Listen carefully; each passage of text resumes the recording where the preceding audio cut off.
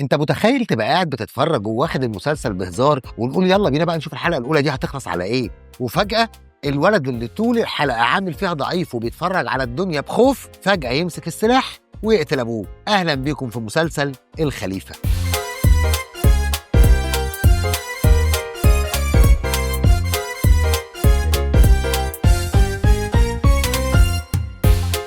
ايوه، أنا بتكلم عن عاكف في مسلسل الخليفة. المشهد ده خلاني عدته حوالي 10 مرات عشان أفهمه.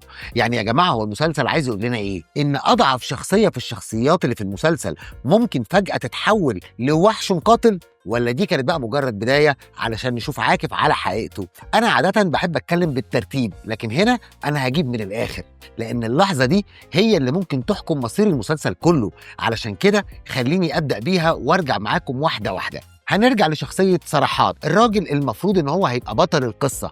دكتور شيك من اسطنبول، ناجح وعنده كارير محترم. من بره تحسه البطل الكلاسيكي التركي، بس من جوه ده راجل مربوط بسلسلة قديمة جدا، جواز إجباري من بنت اسمها يلدز، والسبب طار قديمة بين العيلتين. اهو المسلسل دخلنا في جو طار وعشائر وجواز بالعافية. انا اول ما سمعت الحكاية دي قلت لنفسي احنا في فيلم هندي ولا في مسلسل تركي رخيص. سرحات الراجل العاقل قال لك لا، أنا مش هدخل في اللعبة دي، وقرر يهرب ويكمل حياته بعيد. هنا بقى يدخل لنا عنصر الغرابة. ملك، البنت اللي من أول ظهور ليها حسيت إن وراها سر كبير جدا. مشهدها وهي بتحلم بطفل بيقول لها انقذيني كان مريب جدا، وبعدها على طول أول ما شافت سرحات وافتكرت إن هو ده الطفل، حسيت إن المسلسل عايز يربط ما بين القدر والحب والأسطورة. إحنا مش بنتكلم هنا عن قصة حب عادية، لا، إحنا هنا بنتكلم عن غموض وهوب فجأة بيتجوزوا في ثانية. ودي بصراحة كانت أكتر حاجة فصلتني. يعني معقول من حلم واحد تروحي كده تتجوزي الراجل ده؟ في مسلسل حلم أشرف فضلنا مستنيين موسم كامل علشان يتفرج على الصورة. بصراحة الجو كان غريب. البداية كانت متلخبطة جدا، شخصيات كتير وكلها داخلة في وقت واحد، وكل واحد عنده قصة وعنده دماغ. حسيت ان انا تهت من كتر الخطوط الدرامية اللي ملهاش علاقة ببعض. بس بعد نص ساعة كده الدنيا هديت وابتدت الأحداث تمسك نفسها، خصوصا لما دخل بقى الخط بتاع العشائر والانتقام.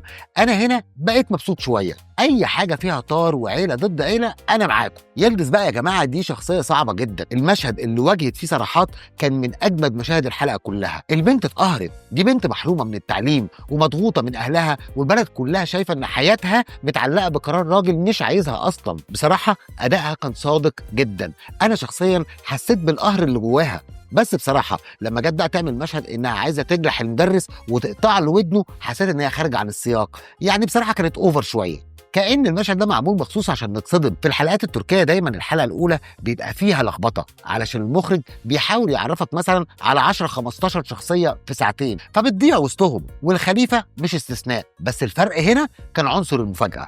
شخصيات مش مرسومة بالورقة والقلم، يعني مش كله على بعضه كده أبيض وأسود، لا، ده فيه رمادي والرمادي كتير كمان، وده اللي شدني. يلا بقى نرجع لموضوع عاكف اللي بدأنا بيه في بداية الحلقة. من البداية انت هتشوفه ضعيف ومنطوي وبيتكسف حتى يبص في عينين الناس، هتفتكره شخصية جانبية والسلام، وفجأة هيعمل الحركة دي.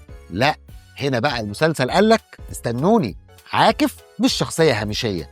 أنا عن نفسي متأكد إن عاكف هو الحصان الأسود في مسلسل الخليفة. بالنسبة للإخراج في مشاهد معمولة بحرفية حقيقية، خصوصا المشاهد اللي في القرية. التفاصيل والإضاءة وحركة الكاميرا كلها مخلياك إنك حاسس فعلا إنك عايش في الجو الريفي، وكمان بينقلك التوتر اللي الناس عايشة فيه هناك. بس في نفس الوقت في مشاهد تانية بصراحة كانت عادية وأقل من عادية كمان، يعني ممكن تبقى بتتفرج وتحس إنها لقطات من أي مسلسل تركي تاني. أنا عن نفسي أتمنى إن هم يركزوا على الجانب القوي ويكملوا على نفس المستوى. بالنسبة للتمثيل برندام أبدعت، حضورها على الشاشة خطير جدا. كل ما تدخل في مشهد العين تروح عليها من غير حتى ما تاخد بالك. أما بالنسبة لإلهام شان أنا حسيت إنه لسه ما ورناش كل اللي عنده، بس من البرومو اللي جاي شكله هيقلب الدنيا. ملك أدت الدور بتاعها كويس جدا، حتى لو في ناس شايفين إن أدائها في لحظات كتير كان تقليدي. أنا شايف إنها كانت مناسبة جدا للدور. بس اللي سرق الأضواء بالنسبة لي هو مارت توغان. أداؤه طبيعي جدا، مفيش افتعال، حسيت إنه عايش الشخصية مش بيمثلها. بالنسبة للتوقعات 100% عاكف هيقلب الدنيا. أنا شايف إنه هيبقى شخصية أساسية جدا بعد اللي عمله. صراحات أكيد مش هيبقى زي الأول بعد موت والده. شخصية يلدز أعتقد إنها هتفضل شغالة على أعصابنا خصوصا مع وجود ملك، وحاسس إن الحرب اللي جاية بينهم هتبقى تقيلة جدا، وكمان مش قادر أتجاهل الإحساس إن ملك وراها سر كبير. أنا عن نفسي شايف كبداية إن الحلقة الأولى دي تستاهل 8 من 10، ومتفائل جدا إن هي ممكن توصل لأكتر من كده لو الأحداث اتحكمت واتكتبت صح. أوعدكم بمسلسل حلو. وأنا بقى عايز أعرف رأيكم، مين أكتر شخصية شدتكم في الحلقة الأولى من مسلسل الخليفة؟ وهل اتصدمتم بقى من عاكف واللي عمله زي حالاتي؟ سيبولي رأيكم في التعليقات تحت عشان أشوف إحساسكم. وما تنسوش يا جماعة اللايك والاشتراك بيفرقوا معانا جدا. وزي ما دايما بنقول، الحكايات كتير لكن سقراط هو اللي عنده الحكاية الصح.